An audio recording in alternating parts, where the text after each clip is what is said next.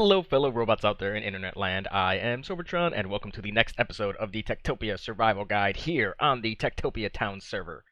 So, lots of plans for today, guys. Lots and lots of plans. Hopefully, we get our village population to a much higher point. I'm hoping to swing for 18 total villagers, so we will be hopefully adding 10 in today's episode. But let me show you what we're going to do. So, we've already started a bit of work on it, and that is our school. Our school is going to be right here off of the library. I did a little bit of stuff in here, trying to figure some stuff out. You know, maybe push that back, maybe figure out the blackboard a little bit more, because it just looks cool. I don't know. We'll see. But I have a lot to do before we get started there. Namely is gather resources. You can see I haven't finished this platform out here yet because I ran out of cobblestone. And I am also severely low on spruce for all these roofs and floors. And to help us gather some of those things today, we will be tackling the Wither. Yes, the Wither. Cash, I actually got the first skull, and then Cash got really lucky and got 5 more. So we're going to take 3 of these and go kill the Wither. We're going to do it the cheaty way, because why not? We're just going to go into the end, go right below the end portal, and kill him. I actually got the soul sand right here. I have been gathering a bit more emeralds. We are getting close to the 9 stack mark, which means we can get a stack of blocks soon, which is awesome, because our prices are going to go up very soon. We have a lot of hearts, and hopefully we use a lot of these today. I do need to use some of our emeralds to purchase some more professions, probably some more homes, because before we can activate that school, we need a place for all these kids to sleep. So we're going to turn some of these outer rooms over here into 6-bed houses.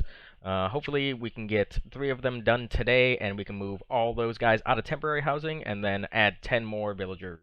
We are going to have to convert a nomad into a teacher, because we don't have one of those yet, and the school absolutely needs one to function.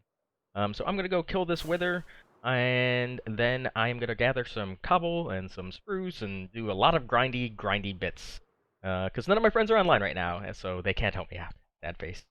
But I'll be back in a little bit once I defeat the Wither, and get lots of things collected up, and we will start tackling the school and then some of these houses.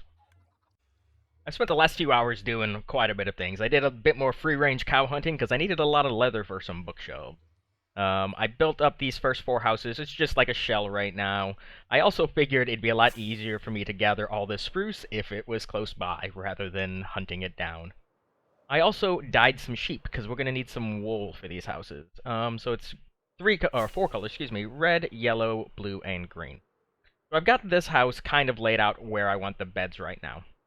Now, one thing that I failed to do last season was actually decorate the interior of our homes. It was pretty much just beds and chairs. But we are not going to do that this time. We are going to add some life to these houses and make it seem like people actually live in them. So I'm thinking we're going to separate these rooms up a bit. So I want to do some kind of maybe bookshelf wall here, and then maybe frame it with some logs. I'm not sure if I want to go with oak, spruce, or dark oak. So I want to try out a few combinations to see what looks good. Do I have... Oh, I don't even have dark oak on me. I think the oak just kind of blends too much with the spruce. So we're probably going to go with actual spruce logs to frame this place up. And I'm thinking having a little wall right here would be cool, with maybe a furnace. Yeah, I like furnaces. Maybe a little smokestack thing right here. Yeah. Cool. It's going to look good. Now, once we kind of do some kind of crossbeam thing up there, it'll look a lot better. And then, yeah, this place should be coming together nicely. Yeah, this is going to be cool. And I'm thinking having some kind of dining table here. So I've got a couple things for that. And this is probably where... Actually, that's probably not in the right spot. I'll fix that in a second. This is probably where we'll have all of the chairs just all set up nicely. Yep, there we go. That's better. And then let's do that. Dang it. What happens when you only make 4 stairs? Where'd it go? Oh, stupid clumping. Yeah, so then I think stairs here, or excuse me, chairs here and here, give us 6 chairs total. Yeah, I think this will look really awesome. Let me spend the next few minutes building a bit in here, just making things look good. Yeah, I like that. That's looking good. And I'll be back, and I'll show you the final result. Hopefully it looks pretty fantastic. One in-game night later, and this is what we have. So we've got a nice, like, entranceway with a little stovetop, let's call it that.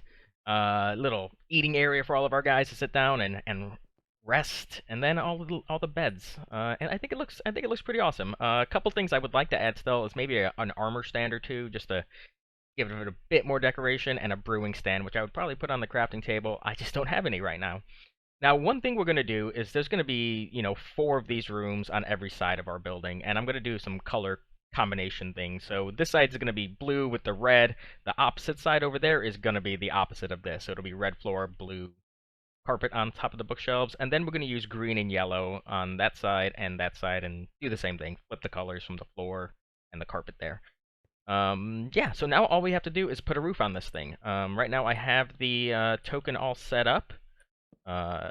Just needed a roof to activate it, so hopefully, fingers crossed, everything works out well. Should be good right there. Yep, awesome, awesome, awesome. So now I have to repeat this 4 more times on this side. It's going to be a bit more than we need for this episode, but hey, gonna have to do the work eventually, so might as well do it now. Now, one thing I did decide to do was to lower this roof from like our library level. I think it just looked better with only 4 high than the roof, as opposed to 5 high inside the. Ooh, that's low. That's not right. As opposed to 5 high inside the library, which also helped differentiate the common areas versus the homes that we have in here.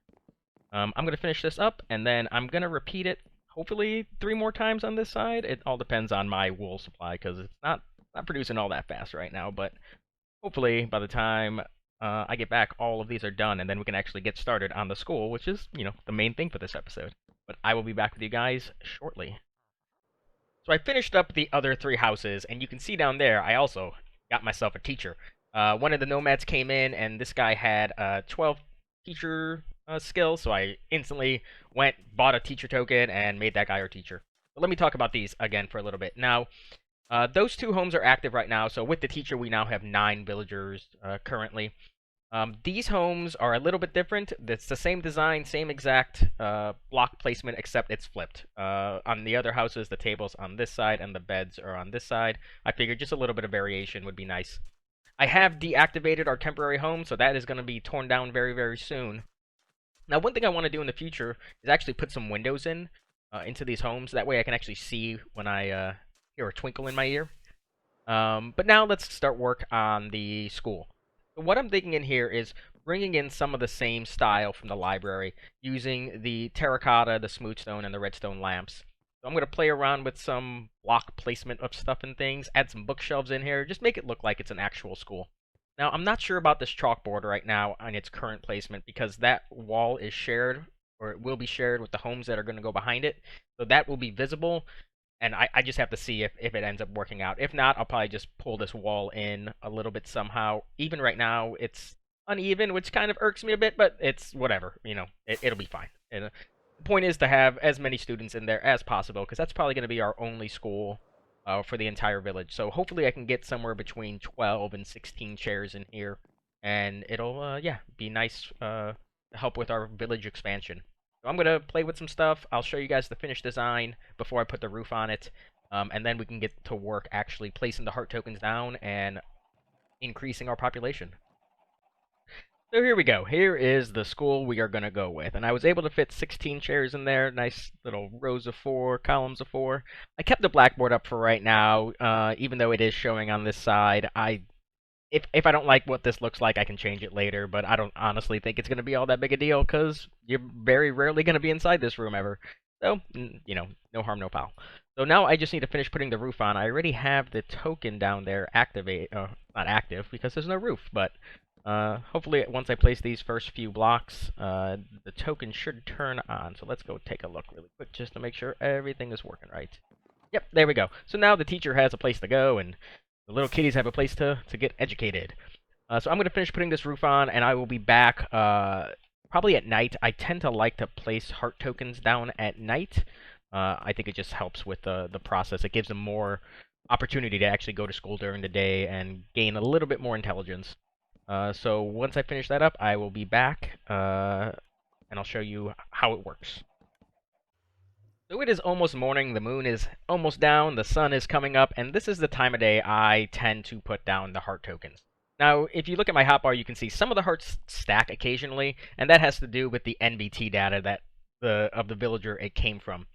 So I placed this third home down for these new children. Now, all it takes is a bed. It doesn't have to be an occupied or unoccupied bed. It can be any bed. So we're gonna do all 9 in here, and eventually 3 of these children will pick the beds in the other house. So all you have to do is have the heart token in your hand and then place it down. Ooh, that's some lag right there. Wow. Okay, that's 2, and then we can even just use these same beds actually. I like to look at the names because it makes me smile sometimes, and hopefully I can get my villager. So the way Tango programmed the names in is he used some randomness, just things he thought sounded cool, but then he also used some Patreons of his, and yeah, none of me or my friends, so that's sad. That is doors. Um, so now what happens is the children will wander around the village, they'll occasionally play, and then they end up going to school. Now sometimes they don't want to go to school, and they're gonna mope around when they go. Um, and it causes them to not gain as much intelligence, but honestly, if you can get a child when he grows up and they become a nitwit, if they have anywhere around 30 or higher intelligence, that's great. That's a great start for your villager. So now, eventually they will come in here, our teacher will show up as well, and yeah, they'll start doing their thing. It takes about 5 in-game days for them to become nitwits, so that's, you know, 20 minutes, 5, that's like 2.5 hours, I don't know. Math is hard sometimes. So I'm going to wait around. I might do a bit more prep of other things while these guys grow up, and then I will show you, hopefully, some decent end result on the intelligence. One last thing I forgot to mention. So when your children or your child spawns in, they will start with a default intelligence. So like this guy right here, he's really good. I think he was started at 27 and he's ticked up a few more times since he's been at school. But then you end up with ones like this with like 8, 11, 10. So we didn't get too lucky. Most of them are single digit. This guy was just like the brainiac of the group. If you see the little like book bubbles appearing above their head, that means they're actually gaining intelligence. One thing that you can also do to assist in this process is if you have an enchanter and he's making books, the teacher will take them and he has like an ability to cause a mass intelligence gain. So more than one child can gain intelligence at once. So the teacher will use that book and then you'll see a wave of intelligence little bubbles piling onto these kids. But yeah, I literally just started. I just finished that last clip, so I got a lot of waiting to do. So I will be back with you guys in a little while.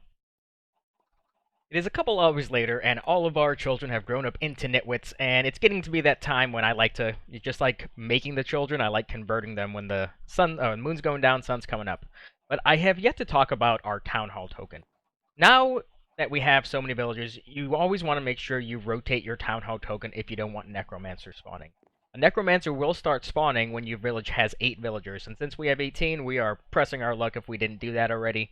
I just wanted to make sure I told you guys that in case you were wondering why this was already rotated. I didn't talk about it before, simply because I forgot. But let's hurry down before day comes. I like doing this right before dawn.